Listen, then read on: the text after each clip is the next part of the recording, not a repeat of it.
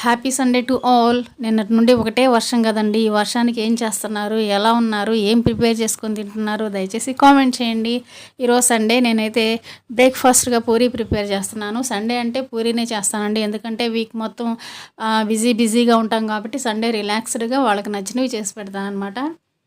అయితే నేను ఈరోజు మీకు ఒక టిప్ చెప్దాం అనుకుంటున్నాను. నేను పూరీ కూర ప్రిపేర్ చేసేటప్పుడు దానిలో ఆనియన్స్, పొటాటో, చిల్లీస్తో పాటు క్యారెట్ వేస్తాను అండ్ క్యాబేజీ కూడా వేస్తానండి. ఎందుకంటే టేస్ట్ బాగుంటుంది. ఒక్కసారి ట్రై చేయండి.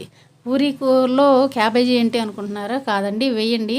దీనివల్ల 2 ఉపయోగాలు ఉన్నాయి. అదేంటంటే టేస్ట్ బాగుంటుంది, అంతేకాకుండా ఆనియన్స్ కూడా సేవ్ అవుతాయి. 4 ఆనియన్స్ వేసే ప్లేస్లో 2 వేస్తే సరిపోతుంది.